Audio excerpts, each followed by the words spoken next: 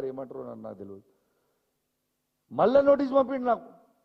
16th రోజు Banjara hills police స్టేషన్కి నువ్వు రావాలి, హాజరు కావాలి, ఎంక్వైరీ అట, లొట్టపీస్ అట, కత్తనట, కార్ఖానట, ఇంట్రాగేషన్. ఇదేంది పై నాకు అర్థం కాదు.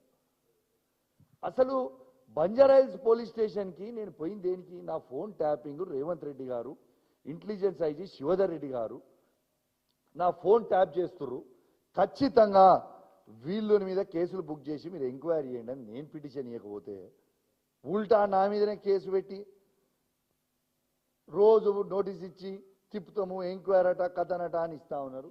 తెలంగాణ సమాజం మొత్తం కూడా గమనించాలని మీ అందరూ కూడా విజ్ఞప్తి చేస్తూ, మరి మీ పండుగ రోజు కూడా మళ్ళొక్కసారి మీ అందరు కూడా వచ్చి ఇంత ఓపిక కూర్చున్నందుకు మీ అందరికీ పేరు పేరున నా ధన్యవాదాలు తెలియజేస్తా ఉన్నాను. జై తెలంగాణ, జై కేసీఆర్. Thank you.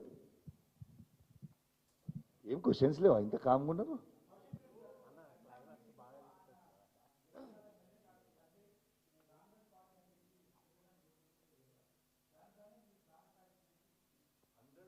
%100% రేపు మా కేసీఆర్ గారితో, కేటీఆర్ గారితో, హరీష్ రావు గారితో చర్చించి ఫర్దర్ కోర్స్ ఆఫ్ యాక్షన్ తప్పకుండా తీసుకుంటాం.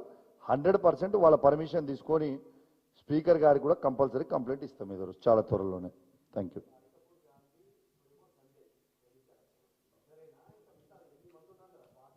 మొత్తం అందరి సంగతి చెప్తాం, ఎవరిని ఇచ్చిపెట్టాం. మా పార్టీ మారిన వాళ్ళ సంగతి అందరు చెప్తాం.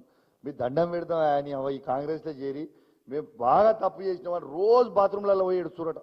ఎందుకంటే బయట ఏడిస్తే కూడా వాళ్ళ ఇంట్లో వాళ్ళ పిల్లలకి ఇట్లా పొట్టు దంచురట. రోజు బాత్రూంలలో పోతురట. ఈ 10 మంది ఓ ఓ అని ఏడుతారట రోజు.